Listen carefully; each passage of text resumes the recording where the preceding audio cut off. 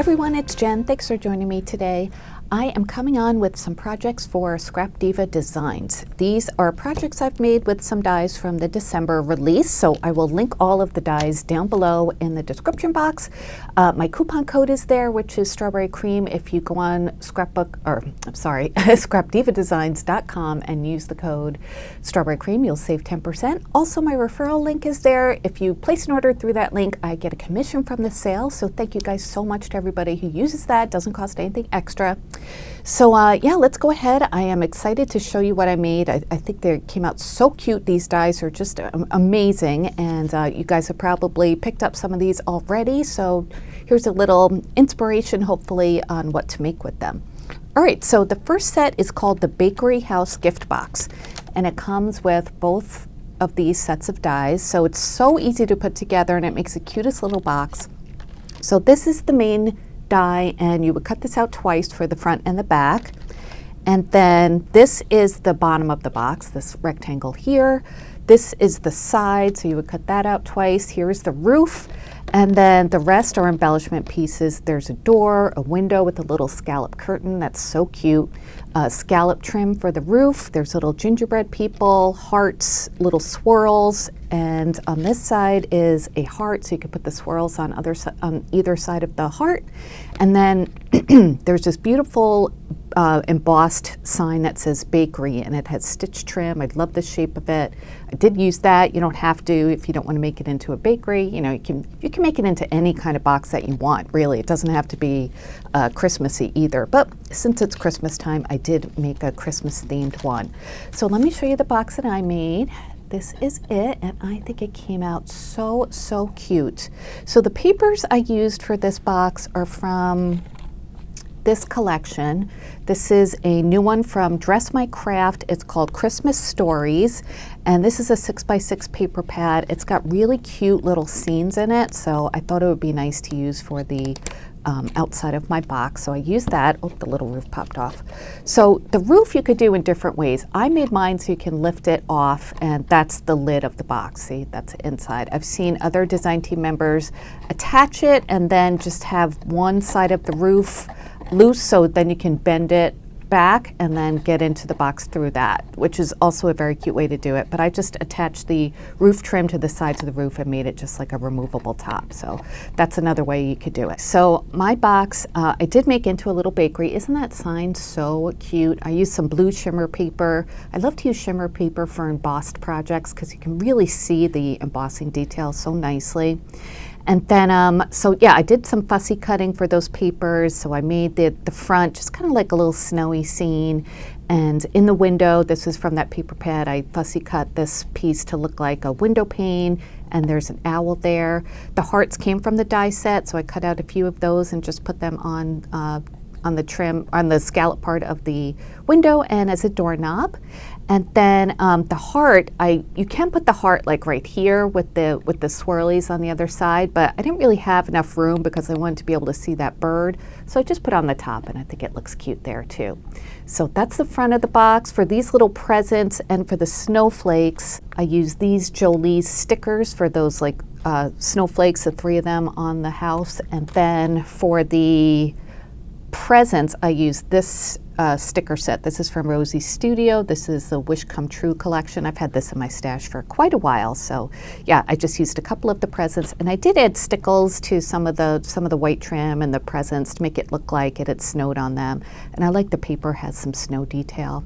And then for the roof itself, I used that white circle embossed paper from Joann's. I love to use that for winter projects because it looks kind of like snow. It looks like icing. Just add some texture without, you know, being like a pattern.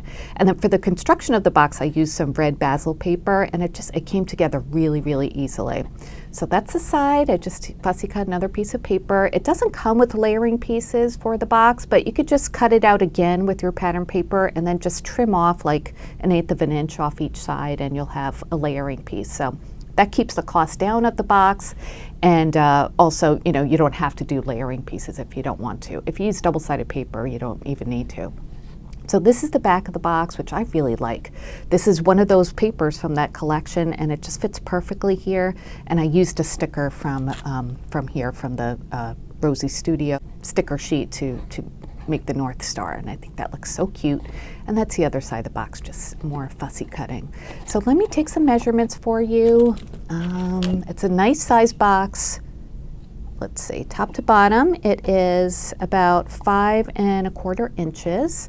And then side to side, it is almost 4 inches, maybe 3 7/8.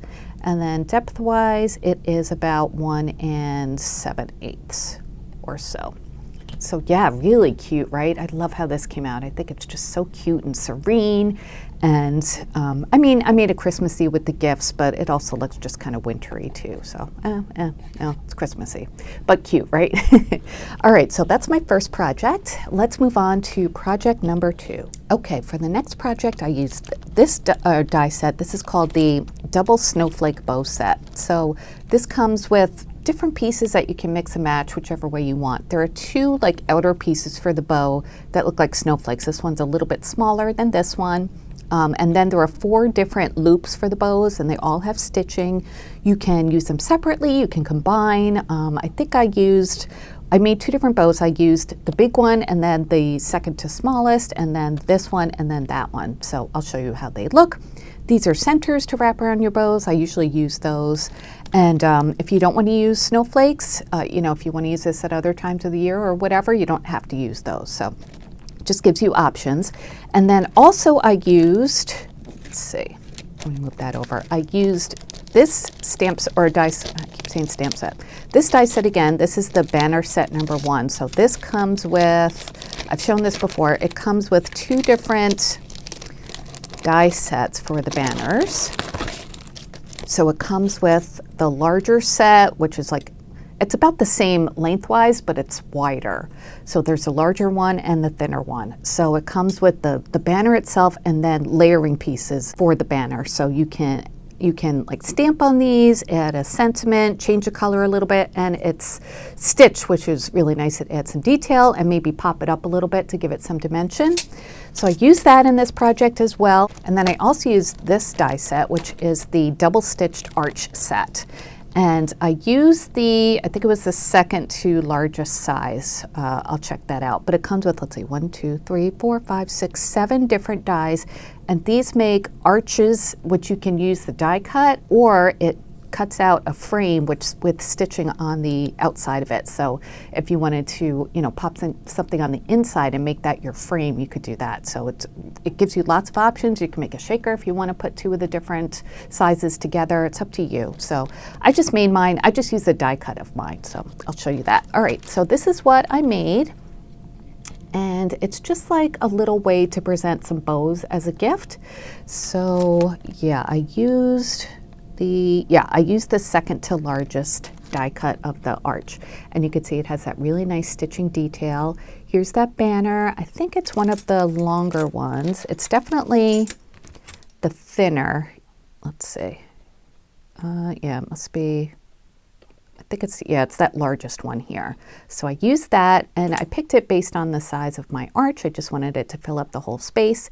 And for the banner itself, I used this from Dollar Tree, which I've had for a while. It's floral ribbon, and I have it in gold and silver, and it's just like this really thin kind of like, sort of like paper, but very malleable, and it's shiny on one side and matte on the other, and I find this works really well to make bows. And, you know, this too. So I used it for the banner, and I used the matte side, and then I cut out the inset with just white, popped it up on some foam tape, as you could see. Well, I popped the whole thing up on foam tape so it can be removed, but the little inset is on some very thin foam tape as well. And then this is a sticker from the Feelin' Frosty collection. Simple Stories, I think, and then these stickers are from that as well. But aren't those bows so pretty? So this one obviously has the smaller snowflakes in the background, and this one is the larger ones. And I cut these out of some white glitter paper from Joann's, and everything popped up really nicely, or popped out really nicely. I did use some wax paper in between my paper and the die, just to make sure everything would pop out easily, and it did. So here's where I used that ribbon again for the bow, and I used the shiny side, and it worked really well. I used some Fabri-Tac to glue it on the inside, and then I used a little gem to just adorn it there. I did use some of that white glitter paper as the little center tie just to hold everything together. And then this is the larger one. For this one, I used some faux leather from Hobby Lobby, and this is like black glitter faux leather. I love to use these for bows because they, fold over very nicely. You don't see like a sharp crease or anything. So I did that, and then I added this cute little snowman cabochon on the in the center just to go back to like the snow theme. And I thought this was really nice for like a wintry gift. Doesn't have to be for Christmas. So let's take some measurements. The arch itself measures about, let's say that's about 4 5/8, and I did back it with some chipboard. And then side to side, it measures, it's about 3 3/8. And then this banner, the longest one, measures about 3 3/4 by, well, if you take the whole thing into account, it's about 3/4 of an inch. And then the bows, let's see, how should I measure these? I guess we'll do the snowflakes. It is about 3 inches by about 2 inches. And then the longer one is about about 3.5 inches by 2 1/4. 2 1/4, yeah. So then the bows, the largest bow is about a little over 1 3/4, 1 7/8, and then 1 1/4. So I know these measurements are helpful to some of you. That's why I do them. So bear with me. Okay, so this is 1 1/2 inches, a smaller bow, and then top to bottom, it is about 1 1/8. So such cute bows, right? And I did put them on some not very sticky foam tape, so these can be easily removed by whoever receives these. So I thought that was just a nice way to present the bows, right? And they look so pretty. Look how nice and dimensional they are too, right?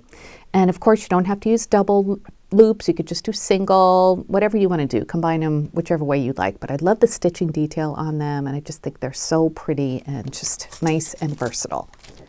And what I like about this is that it fits nicely into this bakery box. So you can make a few of these. And oh, in the bakery box, these little flaps bend out too, so you could put stuff in there. So it fits perfectly in there. So I always think I can make like a few of these and put them in my gift box and then give them to somebody. So it just worked out that way. I wasn't trying to do that, but when I had all my projects together, I thought, oh, that goes together nicely. So yeah, very serendipitous. So those are my first 2 projects. Let's move on to the last one. Okay, so the last project for today is made with the gingerbread mug die set. So this is the die set. It's so cute, you guys. So it's this really big mug. So you can make this into a mini album if you want. I would totally see that. It's nice and big, and you could put, something nice, like a nice big picture in here, journaling, recipes, whatever.